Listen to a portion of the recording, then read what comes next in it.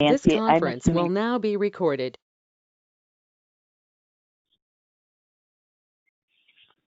Good morning, everyone. We're just waiting for a few other folks to join us. Nancy, are you pulling up the PowerPoint?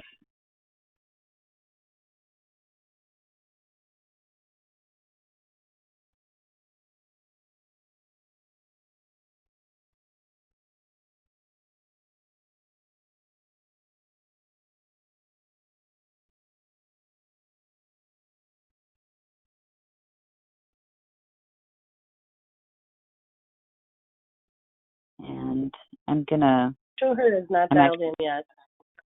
Okay, I'm gonna pull up. I think she's using her computer audio, but it doesn't recognize that she has a mic. So, that could yeah, be. Nancy, you might have to call in. So I think what I'll do then is share my screen.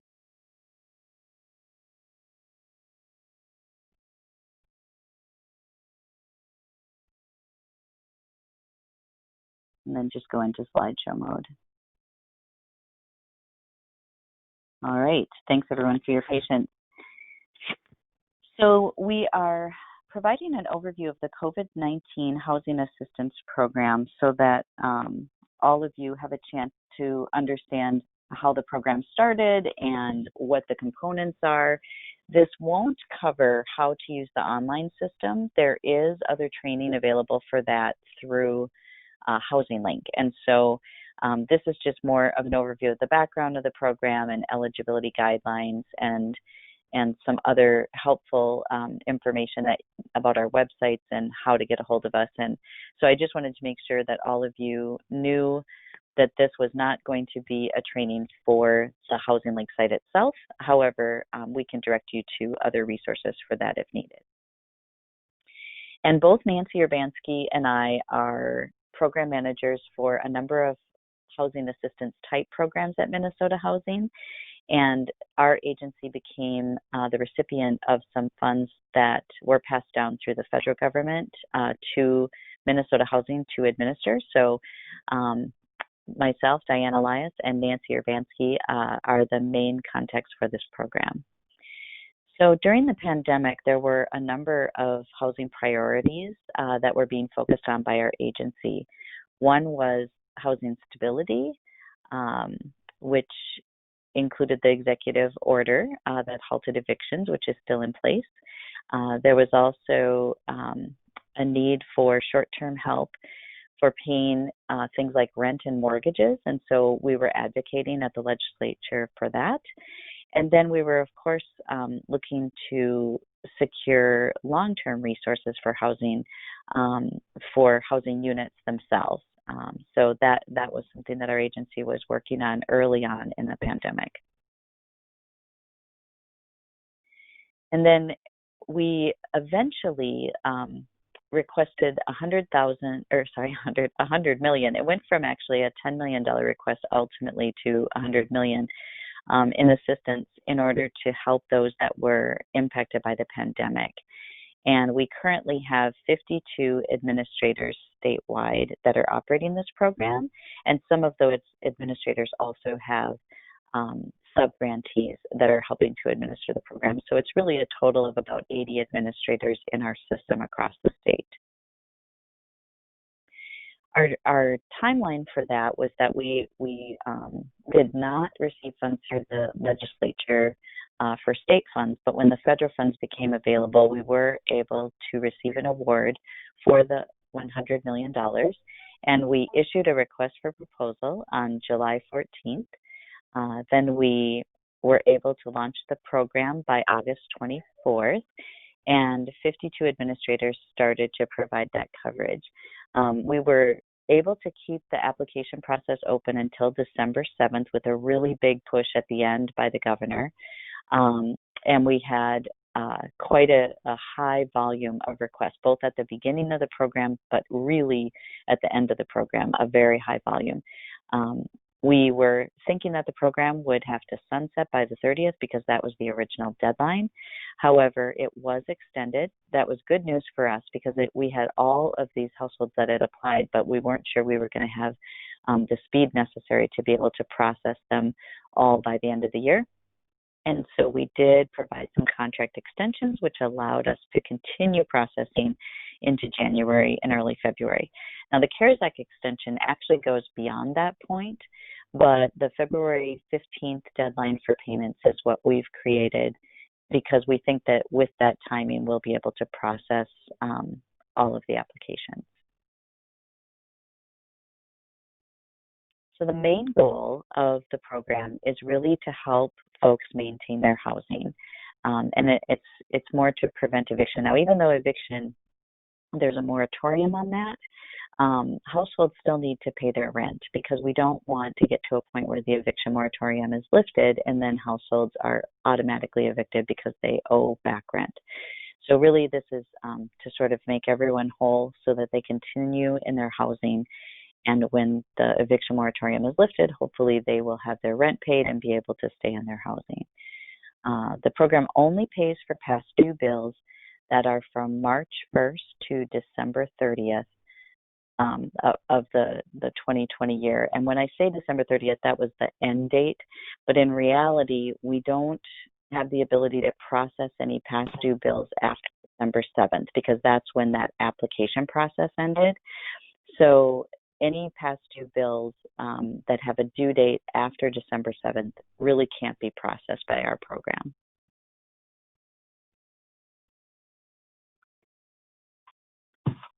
So I'll kind of do a broad summary of the highlights of the program. When we set this up, it was an incredibly fast timeline. We attempted to reach out to some grassroots organizations and have conversations with them about the design of the program. We received some really great feedback on the best ways to reach people. We did translate the application into 3 languages.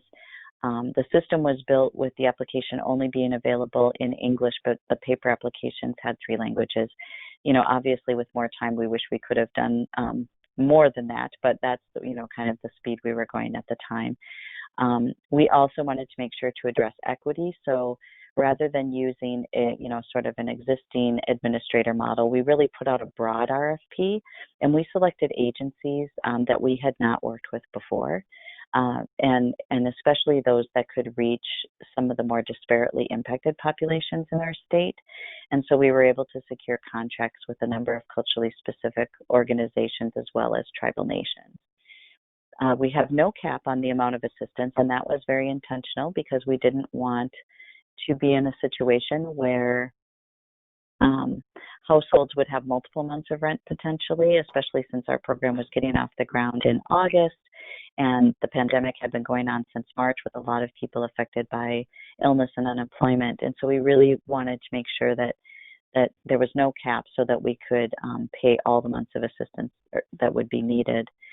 And then we knew that we would have a high volume because other states and jurisdictions had already started some of these CARES Act programs. And what we had been hearing was that they were really overwhelmed by requests for assistance.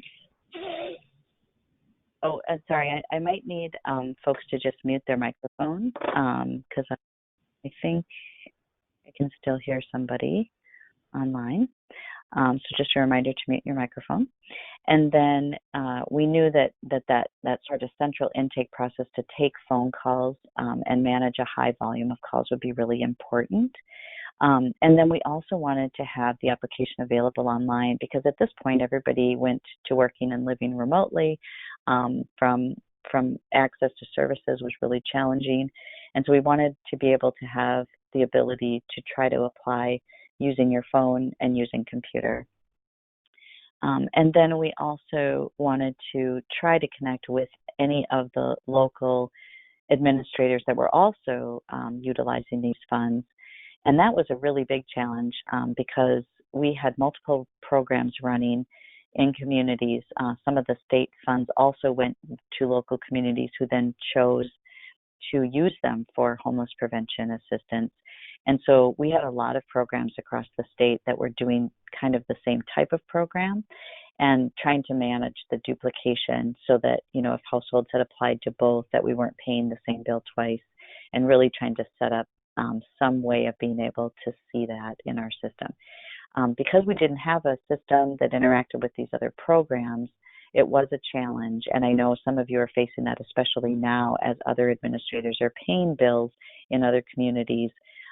You might be notified by the landlord or utility company that that bill has already been paid, and you'll get a check back and have to then reissue that out maybe to another assistance request. So really appreciate, your patience with the process, simply because we built it so quickly. We just weren't able to do the planning that we would have loved to be able to do for this type of large program.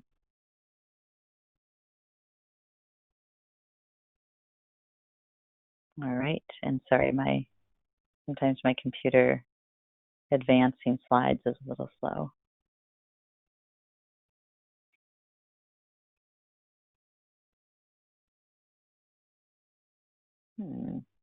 There we go. So I will turn it over to Nancy now to just go through some of the eligibility for the program.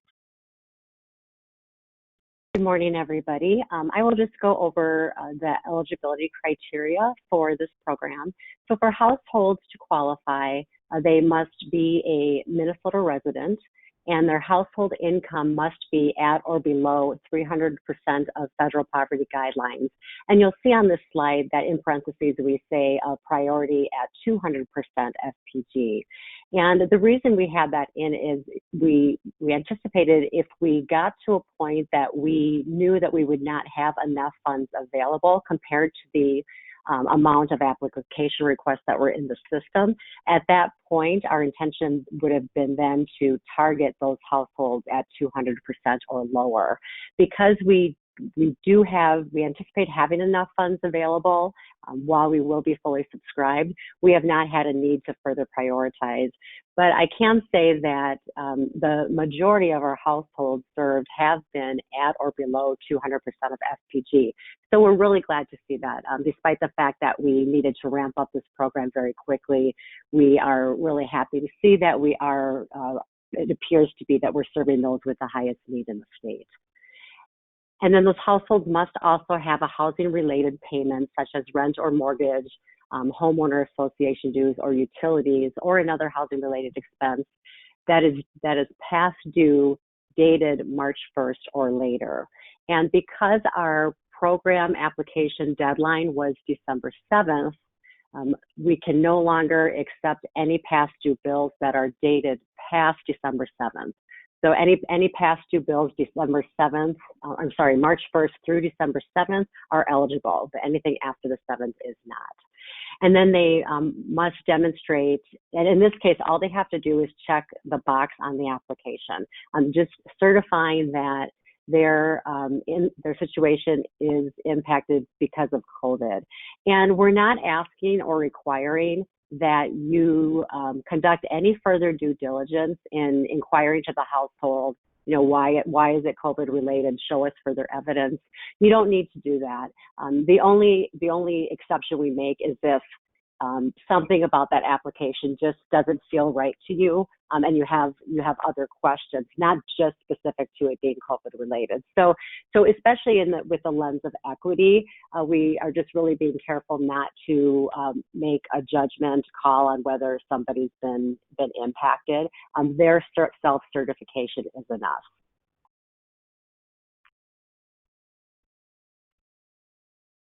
Sorry about that. I'm not sure what happened. I lost my whole service here. Nancy, do you have the ability to pull up the PowerPoint?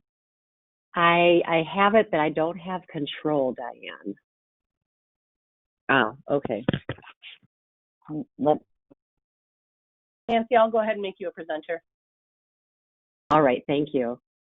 Yep, you can share your screen now. Okay. Oops, okay. Pardon me for a moment. I need to pull up the presentation. I'm so sorry. Nancy and I always joke around about the fact that typically we have technical glitches.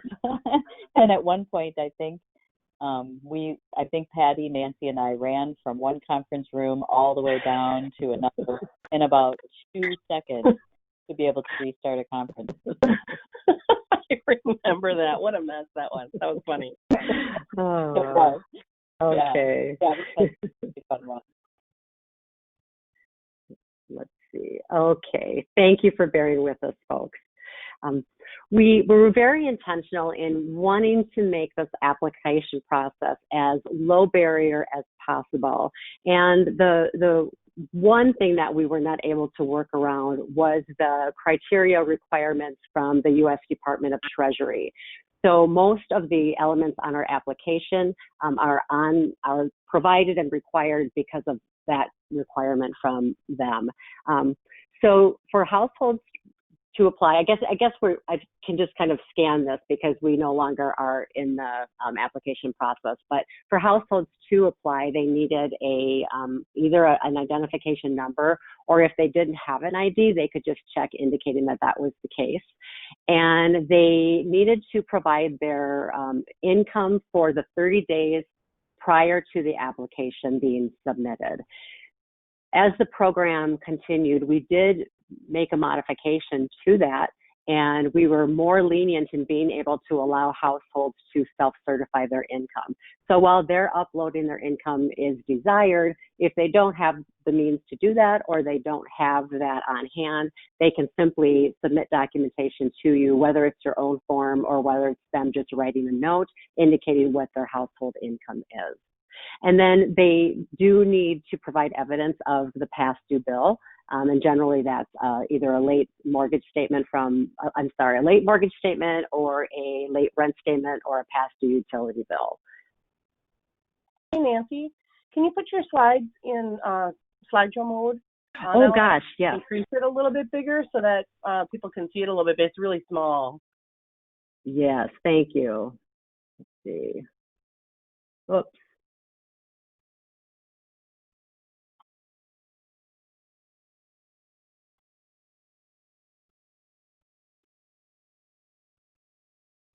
Oh, I'm sorry, guys. So if you go in the lower right-hand corner, yep, one right there, two over. Two over. This one. Yep, 1, 2 right there. Okay, thank you. All right. Thank you. Much better. Sorry about that, everybody. All right, thank you. And then these are a list of the household expenses that are eligible. And the top three that we are seeing is by far rental payments are the majority at about 69%. I'm sorry, yes, rent. And then the second is utilities at about 17 to 19%. And then the third most requested item is mortgage assistance. And there is no cap on the amount of assistance that a household can request.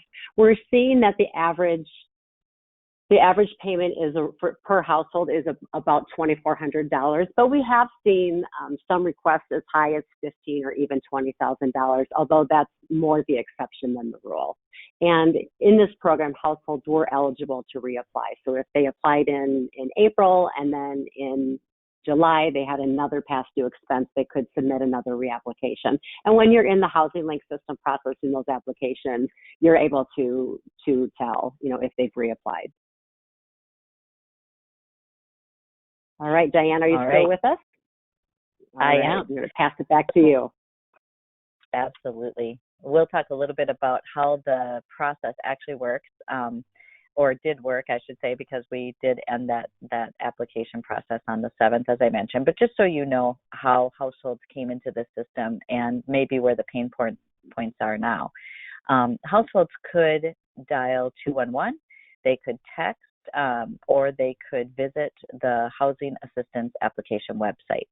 I think one of the most challenging parts about the program was trying to figure out how to get communication out there and not make it so large that we were completely overwhelmed, but also trying to get to the populations that were the ones most impacted. So we did a number of things on the communication side. One was, of course, the governor's announcement that was published in the paper.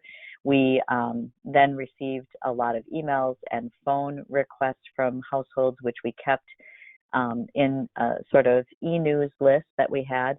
And then we were able to send out a little e-news about the program once it launched so that they could get the information and be able to apply. We also had some small radio stations in the rural areas advertising the program. We did some work with, I believe, the workforce centers to be able to issue out information to people who are receiving unemployment, and then just a number of other ways that we were able to advertise. We also put together communication materials on the front end in order to provide some information about the assistance, and we tried to translate some of those as well. So just making sure that, we had the materials in place so people could post it on their websites. That way people seeking help through administrators or even counties, anyone that could provide that information would have that available. And then at the very end of the program, the governor also made another announcement during his regular press conferences that he is holding. And of course, then additional news articles were generated as a result. And then with the household being able to figure out how to apply, the one thing then that they did was sort of a pre-screening to see if they were eligible. And that's the questions that Nancy mentioned on one of the prior slides about being a Minnesota resident and whether you have a COVID-related situation and, what your income is. And as long as you were eligible, you could move on to fill out a full application.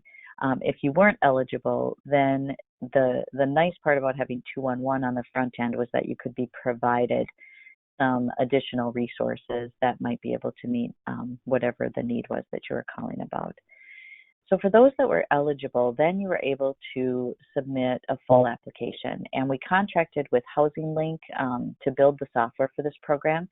It's very similar to what they use for Section 8 programs that some of the housing assistance agencies like an HRA or a PHA might use to help manage the waiting list.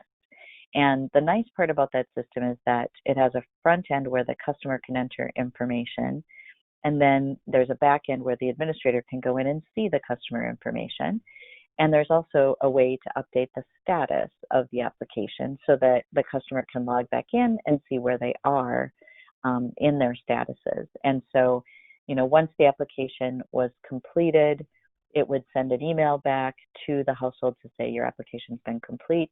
And then once it was being processed or there was a payment, the application status would change so that the household could see it. I think ideally this was initially a great idea. How it worked in practice probably was a mixed bag on how households felt about it. First of all, if you couldn't get online, if you didn't have the capacity to have internet, that was going to be a real challenge, and you were going to have to work with a local administrator to complete that application. If there was a language barrier, that would also be an issue because the system is in English. And so, we had a number of folks that needed that additional assistance for the language piece.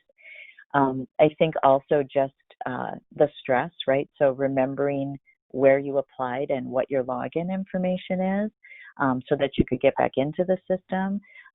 Going in and seeing that you've put in an application and a few weeks have gone by and you might not have heard back yet from an administrator could also be frustrating. Maybe you're thinking, gosh, it looks like I can still get in, but my status hasn't changed, so maybe my application didn't get in there. So a lot of questions about from customers on that end. And I think some of it is just simply due to just the high volume of applications that it's taking several weeks to process through the application, so households are waiting, and another month might go by. Initially, we were able to accommodate some of the additional months of assistance. So like if there were households that had an application sitting in the system and 4 weeks had gone by and they now owed another amount of rent, we could pay that. But now because we're at the end of the program, we really can't pay beyond what people have requested, even if another month has gone by since their application was submitted, because we're fully subscribed at this point. So all of our money is sort of assigned to these households that are in the system, and we can't do a lot on the wiggle room about how much the bills are. That said, as we get closer to the end, we'll be able to see the actual financial picture even better. And it may be that we would be able to pay additional bills for these households if we aren't able to pay what they're now or what they're asking for in addition.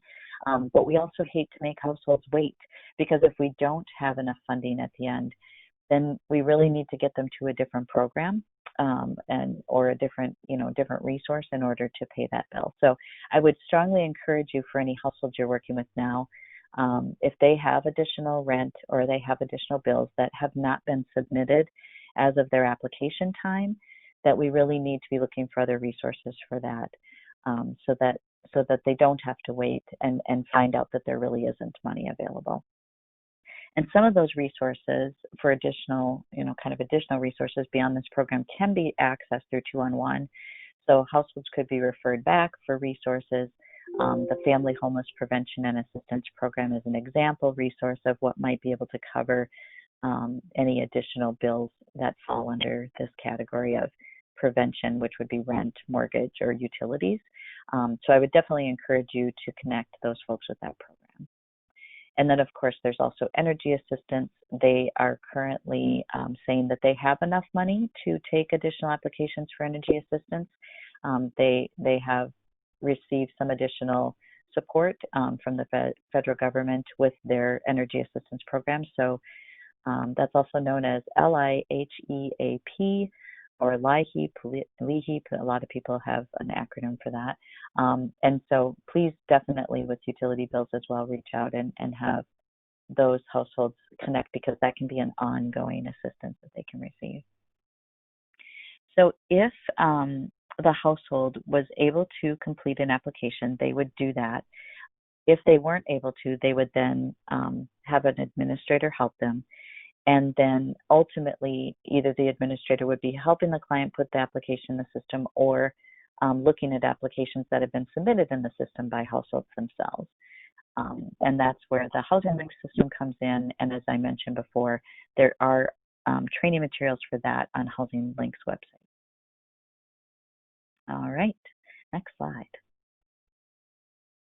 So speaking of websites, we have a general website that talks about COVID-19 related communications and resources, and you can find that in the first bullet.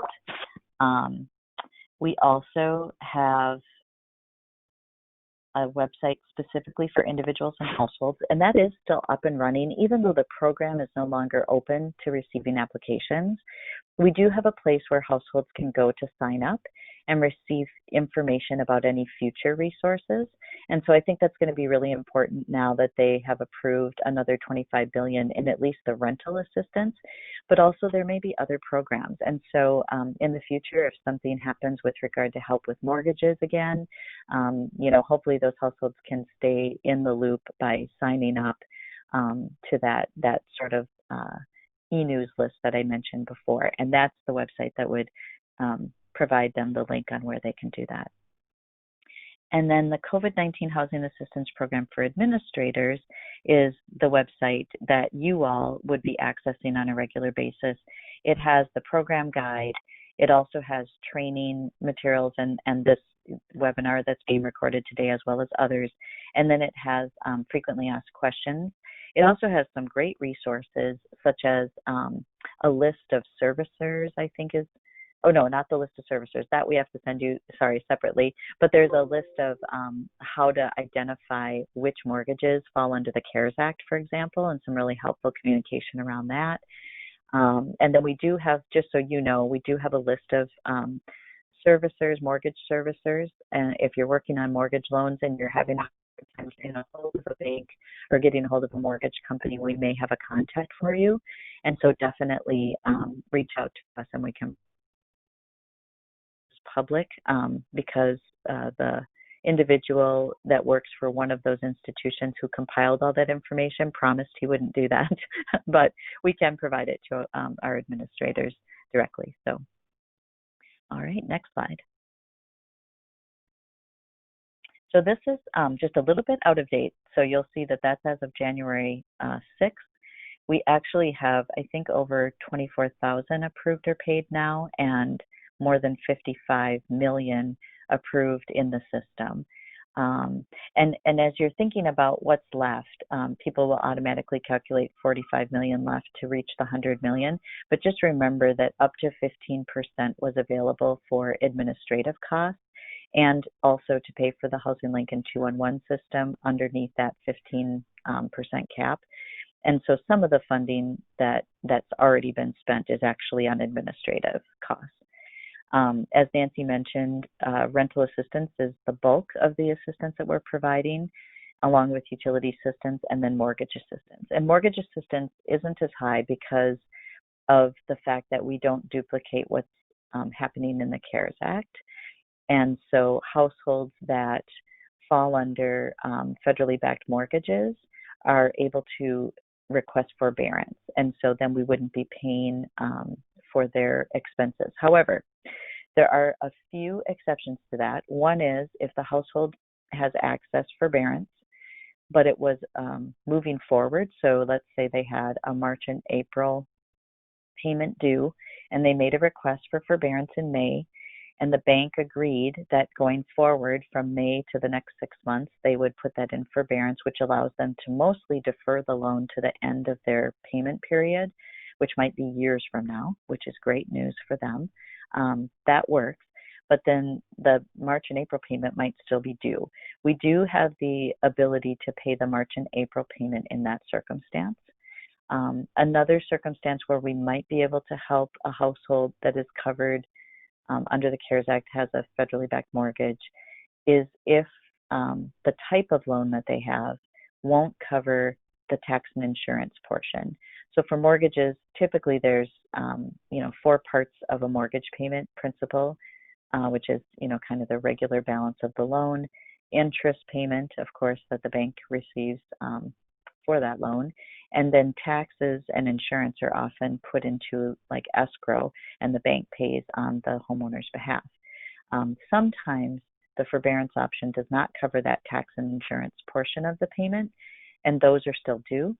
So if you end up with a loan in that circumstance, you might be able to pay the tax and insurance portion. And then for anything that falls under other, and Nancy probably mentioned this as well, but just making sure that if it's not in a category that is listed in the program guide, to just let us know what it is.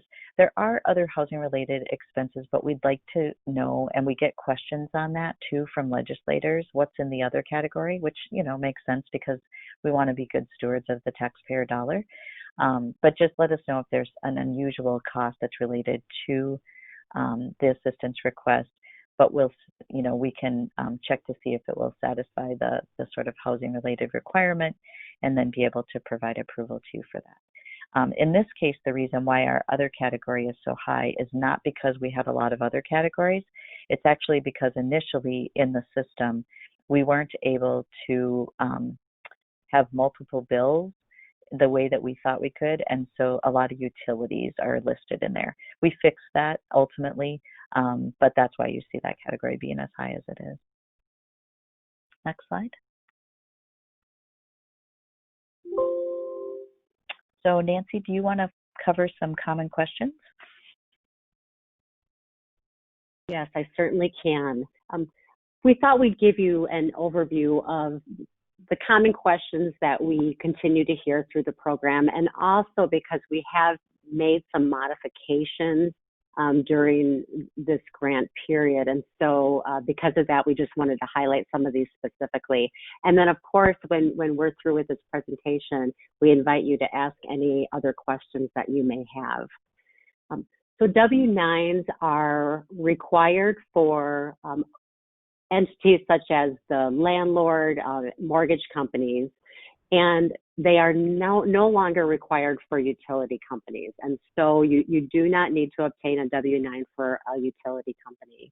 And while you're uploading most of your household documents into Housing Link, we do ask that you do not upload the W-9, especially for the landlord, because oftentimes the landlords with only just 1 or 2 properties utilize their put their social security number on that W-9. And because the household has access to everything that's uploaded in the file and that's confidential, we do ask that you keep that at your agency.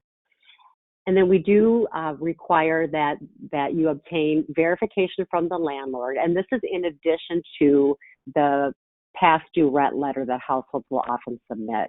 And so on that verification, we want them to indicate the amount that is past due, the period of time for which that is past due, and then also have them check that they have not received funds from any other resource for this assistance. And if you have questions about the specific elements that we're looking for, we do also have that outlined in our program guide. And Diane did cover the changes in our mortgage forbearance, what we now consider eligible expenses. And again, just very briefly, if there's a period of time that the household is not eligible for forbearance, so the example that she used, I'll just reiterate because it can be confusing. If a household requests forbearance in May and they're granted that forbearance is granted from the date of the request going forward. And so any past due March or April would be eligible or could be eligible because that's not covered under forbearance. And then again, taxes and insurance, if not covered by forbearance, and if they are past due, are also eligible. After this training, we will send you out a Housing Link list of liaisons. Each agency has their own assigned liaison. And so if you have any technical questions about the Housing Link system, the first place we recommend that you go, because you'll get the quickest answer, is to your Housing Link liaison. While it's not on this list, I wanted to mention something about 1099s. You may be sending 1099s to the entities with whom you're paying funds, especially landlords, because that is, for them, that's considered income when you're making that payment on their behalf. But we want to also clarify that you can follow your own agency policy about sending out 1099s. We are not requiring that you do that because we are not in a position nor qualified to give you tax advice. So you can just consult with your fiscal department and to determine if your agency should be sending out 1099s. And then I want to just highlight one more time that we do allow self-certification of income, especially now that you're going into Housing Link and some of these applications might be, several weeks old. If they haven't uploaded income, and it's easier and it's going to help expedite the application processing, you can obtain a household certification of their income.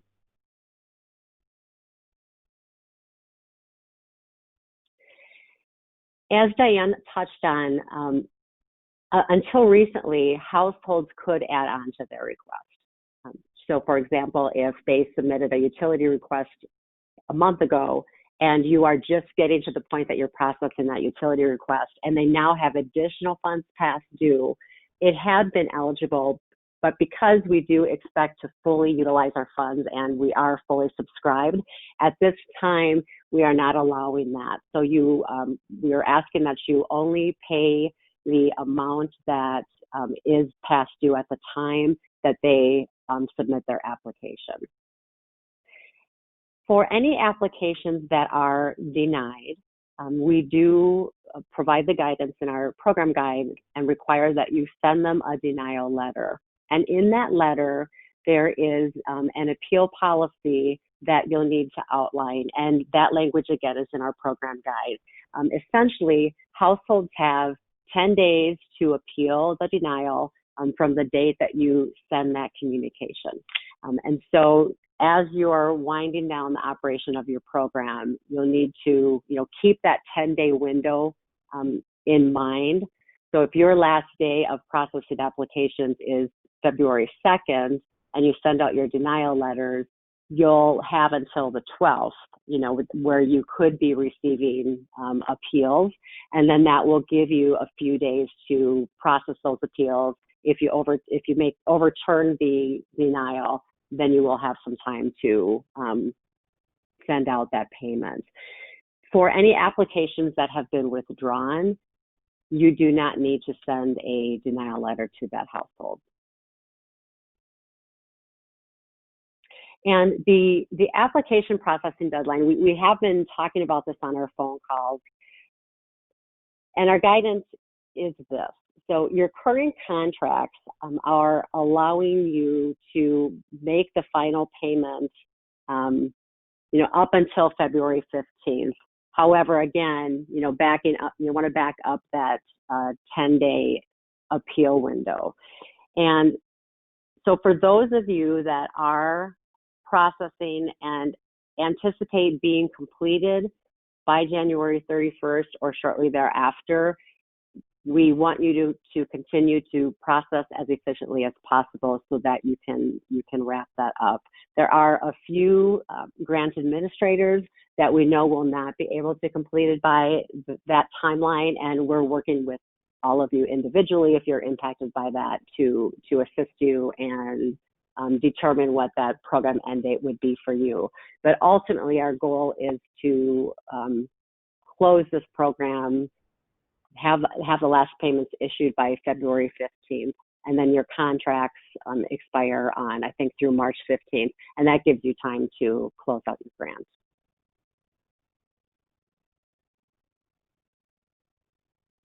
We do have provider calls. This is an outdated slide. We started out in the program having calls Monday, Wednesday, and Friday, and now we have provider calls every Monday and Wednesday from 3 to 4 o'clock p.m. And if you are not registered for that, we do really invite you to participate in that phone call. And if you go to our grant administrator webpage, which was highlighted a few slides ago, about halfway down that page, there's a section called Provider Webinars, and that will give you a link to register for those webinars. I think it's been really useful for folks that are on that call because there's just a lot of questions that come up. And even though we're into the 5th month of this program, I think we still get a new question every day. There's just so many complications to this program. And so it's really helpful for people to hear each other. And also at times, grant administrators will share what they're doing and offer tips to other grant administrators. So there's some problem solving that occurs with grant administrators as well. So we invite you to sign up for those webinars. We will not be having one this coming Monday because it is Martin Luther King Day.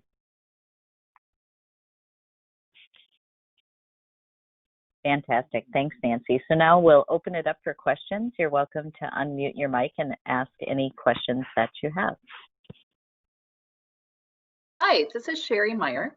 And quick question. So initially we were told that if an application is in verification or submitted status, that we couldn't show it as withdrawn. But when we run across someone and they say, oh, I've already paid my past due balance, I no longer need assistance, can we still put that in withdrawn versus denied? Because it feels like it gives you different analytical results if we move it to denied. Yeah, I think you could definitely do that. The one thing you would want to do is just make sure that you send, I know that Nancy said they don't need a denial letter if they're withdrawn, but in this circumstance, because you're withdrawing them as the administrator, just send them a note or a letter or email. It doesn't have to be anything formal, but just noting, due to the fact that you've paid this bill, we're withdrawing your application. And that just gives you the documentation in case the household comes back. You'll have that documented as well. Great. And then my other question is, typically we can deny if there's 3 attempts a week apart and no response. And obviously now we're sitting at less than, we're getting close to 3 weeks. Is there a point when we're going to be able to, if there's no response from them, is that going to change, I guess? Yeah, so there were a couple of emails that have been sent out by the system itself through Housing Link. So that's a good question. I'll find out if we're at that point of I think we only had 1 contact left. So I think if you make 1 contact at this point, it's probably enough because the system itself had been generating emails out to the households to make sure that, their documentation was in and that they were staying in touch with administrators. And I'll double check that, but I think at this point, that's all we can do. You're correct. Thank you. Thanks for the question. Any other questions?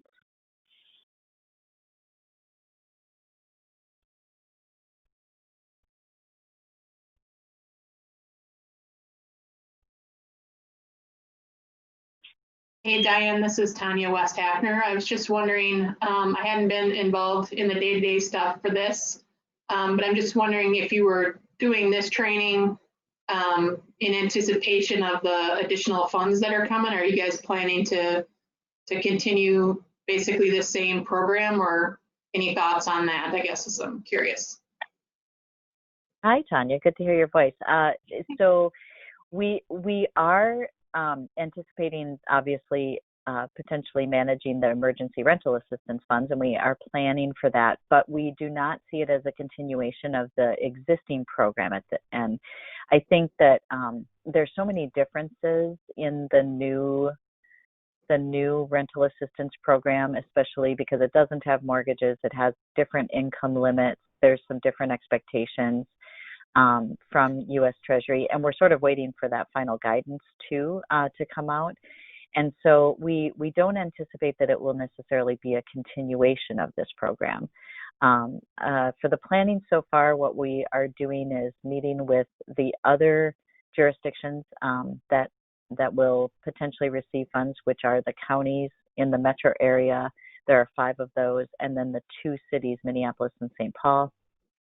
And then we're also connecting with tribal nations, staff at the tribal nations, particularly the housing directors, just to figure out what everyone is doing, and then talking about the potential of coordinating together.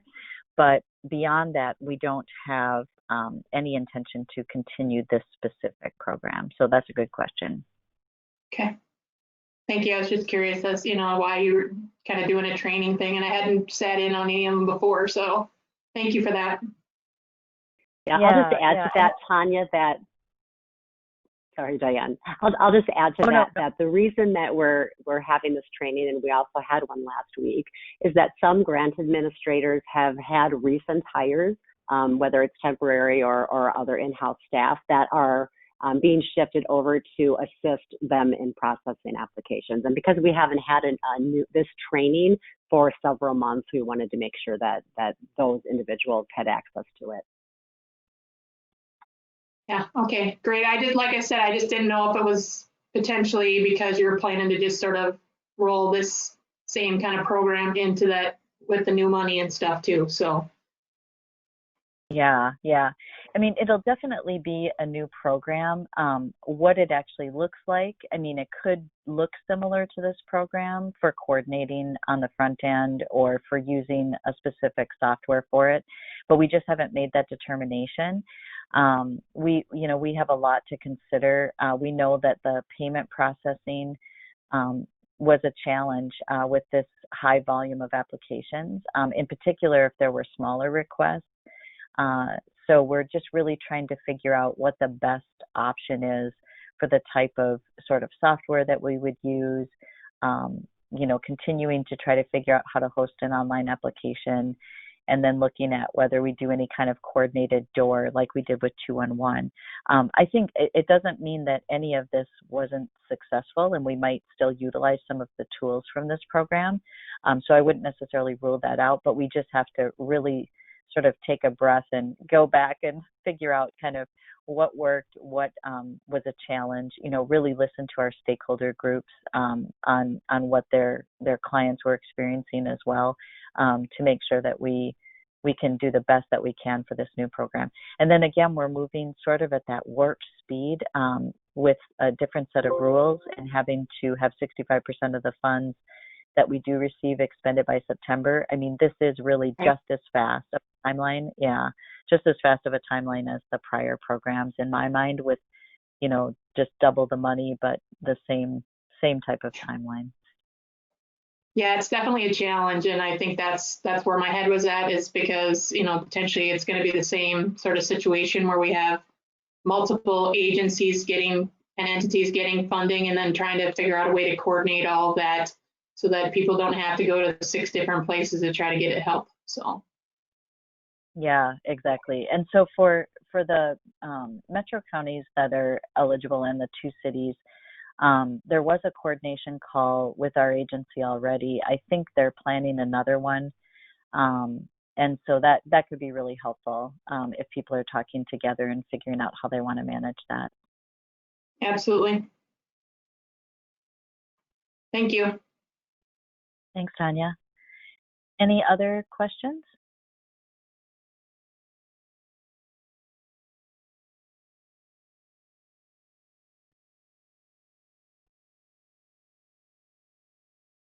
We have a quieter group this time, Nancy.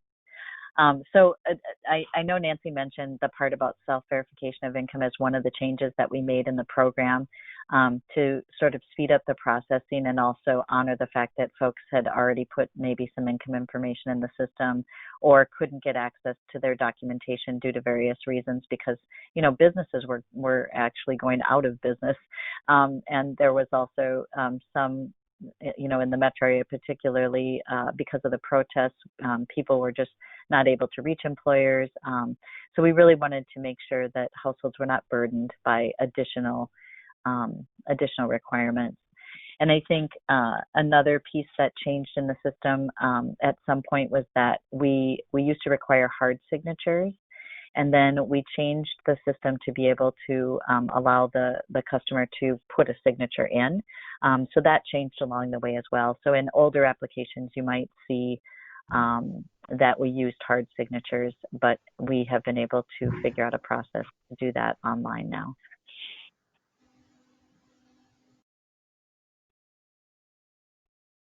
So I'll just say a couple of other helpful hints. I mentioned the part about the mortgage servicer list. So let us know if you do run into a situation where you're not able to get a hold of a mortgage company, and we can try to help you with a contact. We also have contacts with utility companies if you do need to talk to them. Hopefully you can work on your end to do the math for that on your own and be able to just, you know, sort of reasonably come up with a monthly amount based on the bill that you have. We're not expecting you to, you know, be incredibly detailed with the utility bill. You know, if it's $900 and 9 months have passed, and one falls outside of the time frame of March 1st, then you'd pay $800. So just trying to speed up the processing by providing some flexibility on how that's calculated.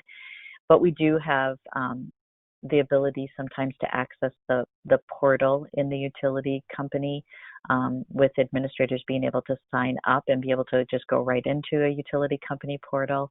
We also have some contacts for utility companies if you run into a really unusual circumstance. So just let us know if you need any help with that. Any other questions?